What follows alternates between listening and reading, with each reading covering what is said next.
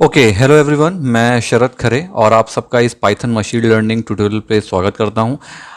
ये tutorial basically पूरा हिंदी में है। इसमें हम कोई भी इंग्लिश के वर्ड्स बहुत ज़्यादा यूज़ नहीं करेंगे ना। ट्यूटोरियल को मैं इंग्लिश में कंप्लीट करूँगा, ठीक है, ताकि स्टेप बाय स्टेप सबको हमारी मातृभाषा में अच्छे से समझा सकूँ। ठीक है। एक्चुअल में मशीन लर्निंग को ना एक बहुत बड़ा हुआ बना दिया गया है। ठीक है कि ये मशीन लर्निंग बहुत टफ काम होता है, रोबोटिक है, आर्टिफिशियल इंटेलिजेंस है, इतना बड़ा बड़ा वर्ड होता है ना, ये सबको इतना कॉम्प्लेक्स कर दिया जाता है। फैकल्टी इतना कॉम्प्लेक्स कर देते हैं कि अरे मशीन लर्निंग है, एआई है, आप पाइथन के बाद नहीं कर सकते, आपको बहुत लैंग्वेज सीखनी पड़ेगी। बहुत डराया जाता है यार एजुकेशन सेक्टर पे।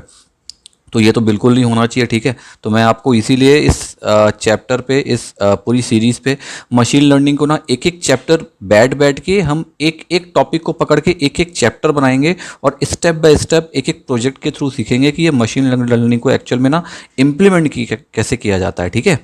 तो सबसे पहले का काम हमारा ये है कि मैं पहले एक बढ़िया इंट्रोडक्शन बनाता हूँ इसका। तो मैं यहाँ पे बनाता हूँ 1, ठीक है, अंडरस्कोर इंट्रो, INTRO, सॉरी, है ना, मेरी स्पेलिंग मिस्टेक को यार कंसिडर करना। ठीक है। इंट्रो, यहाँ ML कर देता हूँ, ML फॉर मशीन लर्निंग। ठीक है, कैपिटल कर देते हैं यार इसको। ओके, डॉट पाई, 2-3 हो गया क्या, ML डॉट पाई। ओके। तो देखो, मशीन लर्निंग जो है, हम इसमें डेफिनेशन भी लिखेंगे पहले वाले में। ओहो, ये क्या आ गया, ये क्या आ गया, ये मुझे भी नहीं पता क्या था वो। ओके। मशीन लर्निंग पे ना ये जो पहला चैप्टर मैं बना रहा हूँ इंट्रोडक्शन का, ये हम पूरा थ्योरी करेंगे। ठीक है, पूरी थ्योरी रहेगी इसमें, प्रैक्टिकल बहुत थोड़ा सा रहेगा, बहुत छोटा सा चैप्टर रहेगा। उसके बाद जितने भी चैप्टर्स करेंगे आगे, वो सारे चैप्टर पूरे के पूरे प्रैक्टिकल होने वाले हैं। थ्योरी मैं इसलिए करवा रहा हूँ क्योंकि आपको इनिशियल लेवल पे मशीन लर्निंग का बेसिक समझना ज़रूरी है। ठीक है, इसलिए थ्योरी करेंगे तो बोर नहीं होना यार। ठीक है, क्योंकि जब मैं पढ़ा था तो हो गया था बोर। ठीक है, तो मैं आपको एक बढ़िया कंसेप्ट से समझाता हूँ। देखो, मशीन लर्निंग है क्या, मशीन मशीन लर्निंग का यूज़ क्या है। मशीन लर्निंग मतलब ये हो गया कि कोई भी मशीन या कोई भी कंप्यूटर को उसका एक पर्टिकुलरली डेटा या किसी स्टैटिस्टिक्स की मदद से उसको समझाना, एक रोबोट बनाना जो प्रीवियस डेटा को लेके एक आउटपुट दे सके, एक एवरेज निकाल सके। ठीक है, जैसे हमें कोई बोलता है कि यार मैंने एक दिन पे 2 लीटर दूध पिया, दूसरे दिन मैंने 3 पिया, तीसरे दिन मैंने 4 पिया, फिर मैंने 5 पिया। तो हम क्या करते हैं, हर दिन का पूछते हैं कि हर दिन उसने एवरेज में कितना दूध पिया। तो हम क्या करते हैं, 5 दिन के प्रीवियस डेटा को लेते हैं और उसका एक एवरेज निकालते हैं कि हाँ, ओवरऑल इसने 3 लीटर पर डे के हिसाब से दूध पिया है ना। तो यही होता है मशीन लर्निंग। वो केवल डेटाबेस होता है और डेटा के बेसिस पे सारे के सारे आउटपुट देता है और उसी पे पूरी वर्किंग करता है। ठीक है। अब मैं एक प्यारी सी इसकी डेफिनेशन लिखता हूँ। इसको इंग्लिश में करना ज़रूरी है क्योंकि इंटरव्यू जब आप लोगे ना या दोगे ना तो आपको इंग्लिश में ही देना पड़ेगा। तो मैं जो लिखने वाला हूँ आप समझ लो, इसको रट्टा कर लेना। हिंदी मैंने समझा दिया है और इंग्लिश अगर अच्छी है आपकी तो बढ़िया उसको बना बना के लिख दे, बोल देना, कोई प्रॉब्लम नहीं है। ठीक है। तो मैं इसको लिखता हूँ इंग्लिश में पहले कि machine learning, MACHINE LEAR, machine learning is making the computer to learn from studying data and statistics, STICS। Okay, ये पहली डेफिनेशन हुई, छोटी सी प्यारी सी। अब इसमें एक वर्ड होता है जिसको हम कहते हैं एआई। इसका फुल फॉर्म होता है आर्टिफिशियल इंटेलिजेंस। ठीक है। तो आर्टिफिशियल इंटेलिजेंस, क्योंकि ये उसका चैप्टर नहीं है लेकिन मैं इसमें टच करूंगा। मशीन लर्निंग आर्टिफिशियल इंटेलिजेंस की तरफ बढ़ने का एक डायरेक्शन है।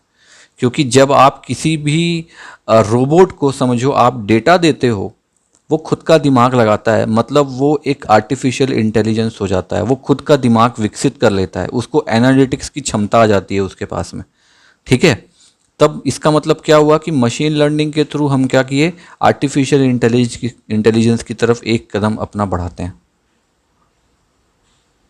ठीक है। अब देखो इसमें क्या होता है मशीन लर्निंग में, ये बेसिकली कैसे काम करता है। मैं लिखता हूं, दिस इज अ प्रोग्राम, ठीक है, दैट एनालाइजेस, ANA, ठीक है, LYSES, एनालाइजेस डेटा, जो मैंने बोला अभी, ठीक है, वो डेटा को एनालाइज करेगा और उसके हिसाब से and learns to predict. Predict का मतलब क्या होता है? पूर्वाभास, ठीक है, the outcome, the outcome. Predict मतलब पूर्वाभास, जैसे कि एस्ट्रोलॉजी होती है ना, ज्योतिष शास्त्र, उसमें बताते हैं ना कि ऐसा होने वाला है, वैसा होने वाला है, तो वो क्या करते हैं? डेटा के बेसिस पे करते हैं, ठीक है। तो वैसे ही मशीन लर्निंग क्या करेगी? कुछ डेटा हम उसको देंगे, वो उसको एनालाइज करेगी और उसका फ्यूचर प्रिडिक्ट करेगी कि यार क्या होने वाला है। जैसे शेयर मार्केट होता है, शेयर मार्केट की वैल्यू कैसे डिटरमाइन होती है कि अगले दिन शेयर इतना बढ़ने वाला है, इतना घटने वाला है।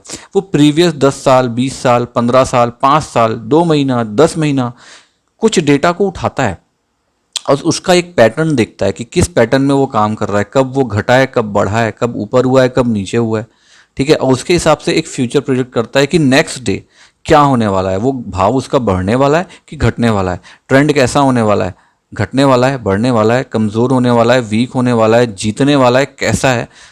उसी को, पूरे प्रोसेस को कहा जाता है मशीन लर्निंग, ठीक है। यही एक तरह का आर्टिफिशियल इंटेलिजेंस है। अब बात ये करेंगे कि इसको स्टार्ट कहाँ से करें, ठीक है। मैं यहाँ फिर से लिखता हूँ, वेयर टू स्टार्ट। हम स्टार्ट कहाँ से करें? क्या पाइथन से करें? यस, मैं बिल्कुल ये बोलूँगा, पाइथन से ही आपको शुरू करना पड़ेगा मशीन लर्निंग, क्योंकि पाइथन ही इसकी मदर है, ठीक है।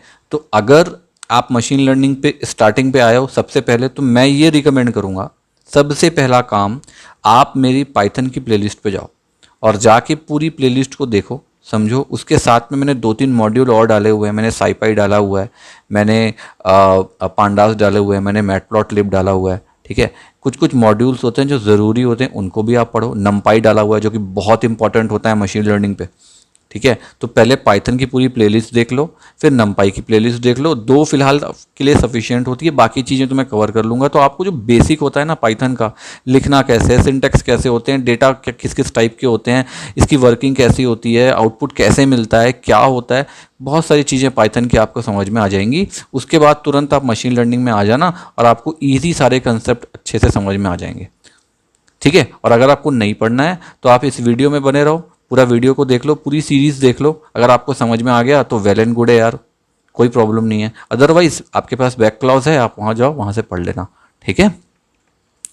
अब बात करते हैं वेयर टू स्टार्ट, कहाँ से शुरुआत करें। तो देखो, मशीन लर्निंग टोटली मैथमेटिक्स है, ठीक है। क्यों मैथमेटिक्स? मैंने बोला कि कोई भी चीज़ को स्टडी करना है आपको, ठीक है, कोई वैल्यूज़ को, कोई अकाउंट्स को, कोई डेटाबेस को, जिस पे अलग अलग टाइप की वैल्यूज़ लगी हैं, तो उसमें जोड़ना, घटाना, माइनस करना, प्लस करना, कैलकुलेशन करना, ठीक है, ये सब बहुत ज़रूरी है ना।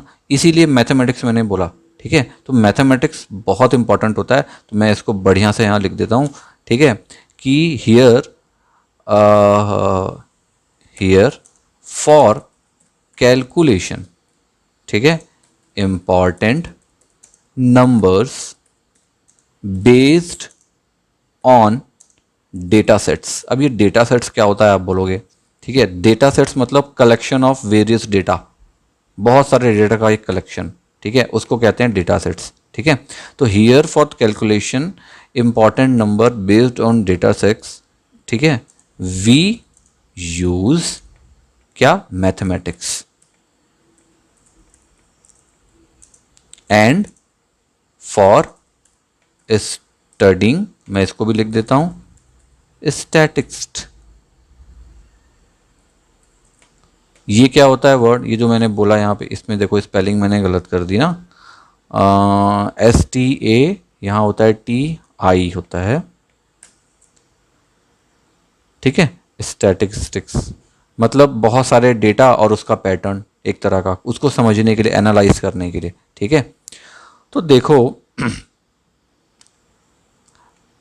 पहले तो आपके आपके सामने मैथमेटिक्स के, आपको मैथमेटिक्स को समझना पड़ेगा, बहुत हाई लेवल पे नहीं, नॉर्मल लेवल पे, ठीक है। और पाइथन के मॉड्यूल्स के बारे में भी समझना पड़ेगा, इसलिए मैंने आपको बोला कि आप पुराने चैप्टर्स पे जाओ, ठीक। And using the various Python modules, मैं सब लिखता जा रहा हूँ यहाँ पे ताकि आपको यूज़ हो जाए, ठीक है।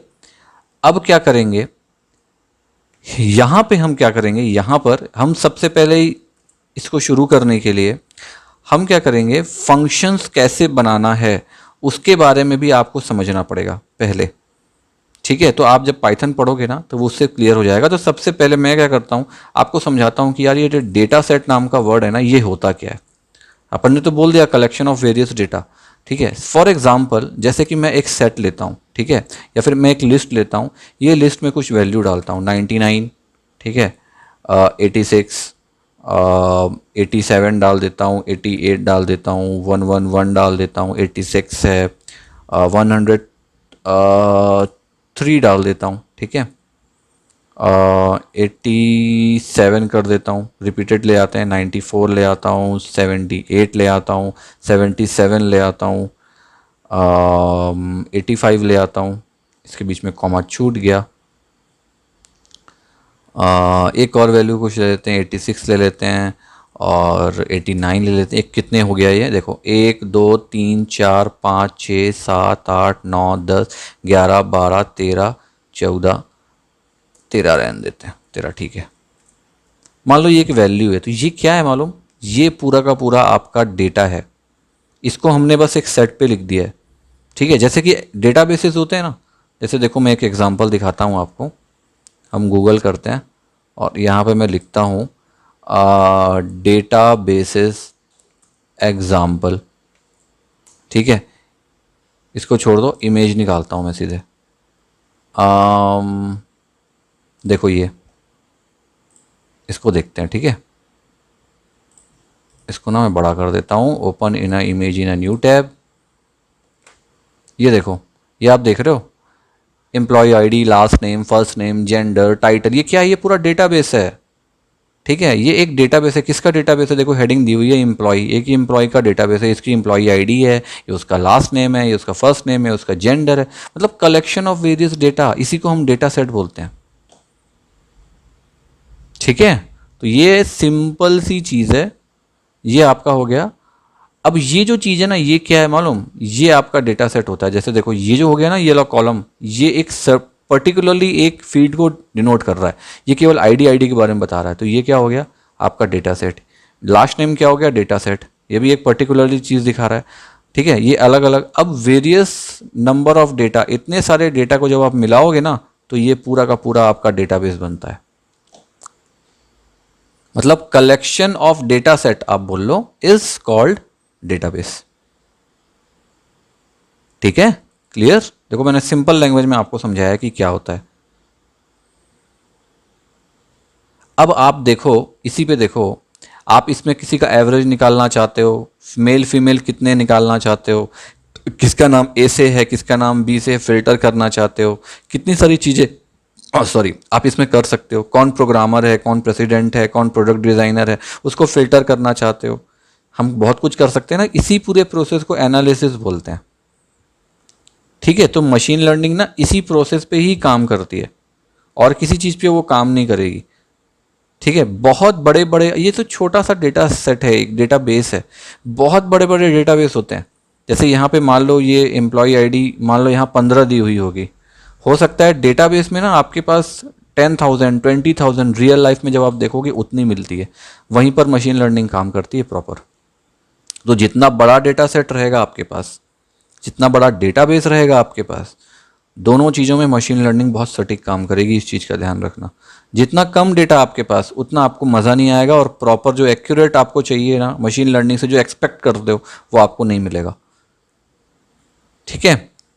तो देखो एक काम करते हैं, सबसे पहले हम इसके एक छोटे से भाग को समझते हैं। डेटा सेट तो हो गया, अब इसमें एक और टर्म आता है डेटा टाइप। ये पूरा मैं थ्योरी कर रहा हूँ, ठीक है, प्रैक्टिकल बाद में। तो देखो सबसे पहले किसी भी डेटा सेट को या डेटा बेस को एनालाइज करने के लिए आपको ये पता होना चाहिए कि उस डेटा का टाइप क्या है। आप किस तरह के डेटा से डील कर रहे हो, क्या वो बर्थडे है, क्या वो डेट है, क्या वो नंबर है, इंटीजर है, कोई न्यूमेरिक वैल्यू है, कोई स्ट्रिंग है ना, क्या है उसको समझना पड़ता है।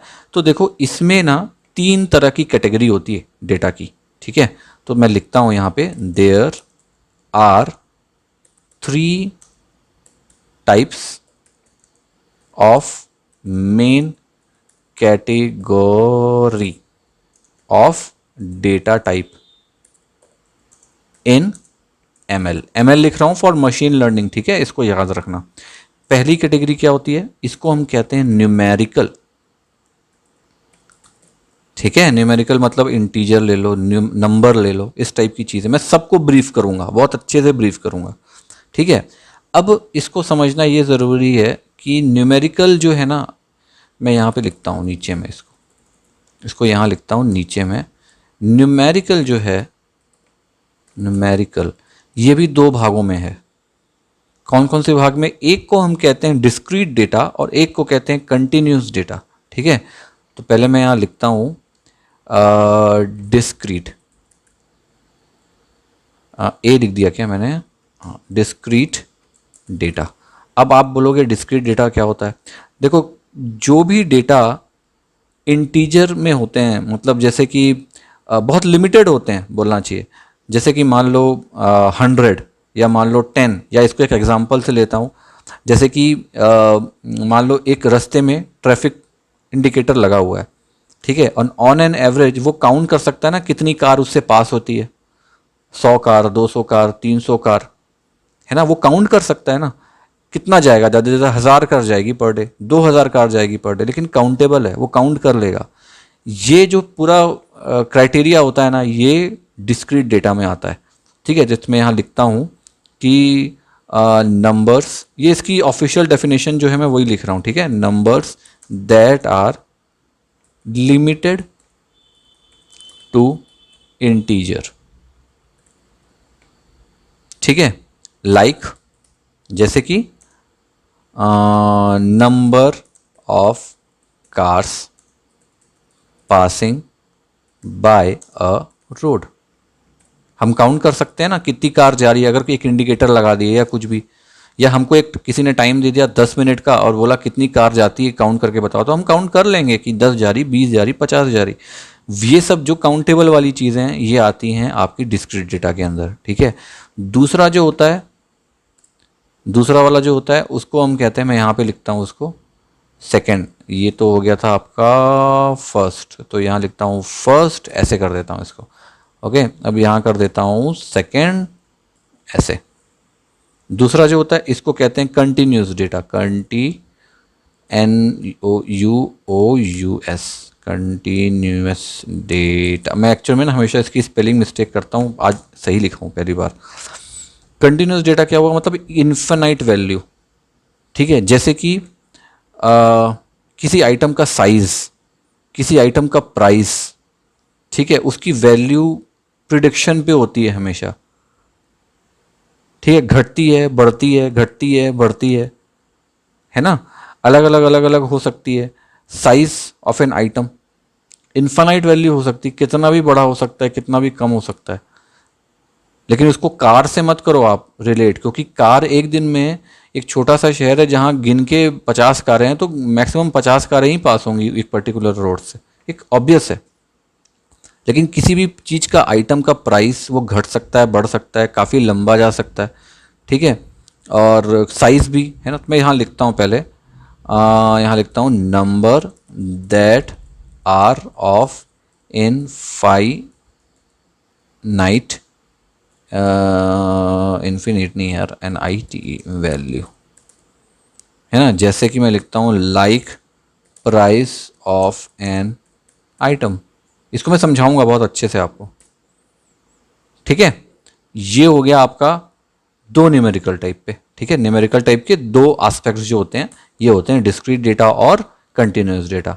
अब जो मैंने डेटा टाइप का पहला बताया था न्यूमेरिकल, अब इसी में जो दूसरा होता है ना उसको हम कहते हैं कैटेगरिकल, कैटेगोरियल, कैटेगरिकल नहीं, RICAL, कैटेगोरिकल डेटा, ओके। ये क्या है, जैसे कोई चीज़ आप मान लो कि आपके पास कोई डेटा है लेकिन आप उसको ना काउंट कर सकते हो ना उसको नाप सकते हो। जैसे कि एग्जांपल लें अपन, कलर, कलर को न, वो डेटा है, कलर एक डेटा है, लेकिन आप उसको काउंट भी नहीं कर सकते, उसको मेज़र भी नहीं कर सकते, या उसकी कोई पर्टिकुलरली वैल्यू भी नहीं होती है, केवल एक वैल्यू हो सकती है उसकी, बूलियन, या फिर यस या फिर नो। मतलब कलर रेड है, हाँ है, नहीं है, हाँ नहीं है, बस यही वैल्यू हो सकती है। इसी तरीके से हम काउंट कर सकते हैं, अदरवाइज कोई भी तरीका नहीं है उसको काउंट करने का। ठीक है, तो मैं यहाँ लिखता हूँ कि डेटा, या ऐसे लिखता हूँ, the values that can not be count और मेजर्ड। ठीक है, जैसे कि कलर। ठीक है, ये हो गया। दूसरा जो होता है ना इसमें, वो मतलब जो थर्ड, सॉरी दूसरा नहीं, तीसरा, तीसरा वाला जो होता है डेटा टाइप इसमें, इसको कहते हैं ऑर्डिनल, ORDINAL। ऑर्डिनल क्या हो गया? ऑर्डिनल एक तरह का ना कैटेगोरियल डेटा ही हुआ, लेकिन इसको आप नाप सकते हो। जैसे कि स्कूल का ग्रेड A, B, ठीक है, ये काउंटेबल भी है, लेकिन ये कैटेगोरिकल में आता है क्योंकि ये पर्टिकुलरली नॉट मेजर्ड है। ठीक है, मतलब एक तरह से बोलना चाहिए कि इनफाइनाइट हो सकता है ये, इसकी कोई वैल्यू नहीं हो सकती है ना। जैसे कि मैं एक काम करता हूँ, पहले यहाँ लिखता हूँ पूरी डेफिनेशन। यहाँ मैंने डाटा छोड़ दिया ना, डाटा, ठीक है, यहाँ लिखता हूँ कि दीज आर लाइक कैटेगोरिकल, मैंने क्या किया स्पेलिंग पे, गॉरिकल है ना, कैटेगोरिकल डेटा। बट देखो मैं यहाँ पे जो वर्ड यूज़ करने वाला हूँ वो यूज़ करने वाला हूँ कैन। कैन का मतलब हो सकता है या नहीं भी। ठीक है, यहाँ लिखने वाला हूँ, देखो मैं कैन भी। तो आप ये मत सोचना कि ये हमेशा ऑर्डिनल डेटा, कैटेगरिकल डेटा ही होगा, ऐसा नहीं है। ठीक है, मैं इसलिए लिख रहा हूँ कैन बी मेजर्ड और काउंटेबल। ठीक है, लाइक यहाँ लिखता हूँ स्कूल ग्रेड्स। ठीक है, जहाँ ऐसा लिखता हूँ, जहाँ जैसे ए है, ठीक है, इज बेटर देन, स्पेलिंग गलत हो गई, देन बी, है ना। अलग अलग टाइप से कंपैरिजन मोड, बुलियन मोड। ठीक है, देखो ये तीन तरीके के बेसिक इसके होते हैं टाइप, न्यूमेरिकल, कैटेगरिकल और ऑर्डिनल। अब इस डेटा टाइप के बारे में जानने के बाद ही आप प्रॉपर ये समझ पाओगे कि आपको कोई भी डेटाबेस या डेटा सेट को एनालाइज करने के लिए किस टेक्निक का यूज़ करना है। मतलब अगर वो न्यूमेरिकल डेटा है तो आप न्यूमेरिकल टेक्निक का यूज़ करोगे, अल्फ़ाबेटिकल डेटा है तो अल्फ़ाबेटिकल टेक्निक का यूज़ करोगे। ठीक है, जैसे कि मान लो नंबर है, अब आप नंबर में आप प्लस माइनस का यूज़ कर सकते हो ना, वहाँ पर आप 1 is better than 2, 2 is better than 3 ऐसा नहीं कर सकते ना। ठीक है, तो इसीलिए डेटा टाइप, डेटा सोर्स का डेटा टाइप जानना बहुत ज़रूरी होता है। ठीक है, और हम थ्रू आउट कोर्स हम एक एक चीज़ को प्रॉपर इसी तरीके से समझने वाले हैं।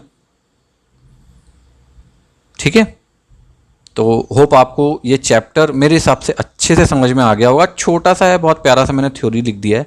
अब जो करेंगे आगे, ये सारा कुछ आपका प्रैक्टिकल होगा। अब इसमें थ्योरी को हम टाटा कर देंगे, कोई भी टाटा थ्योरी जो है अब नहीं रहेगी।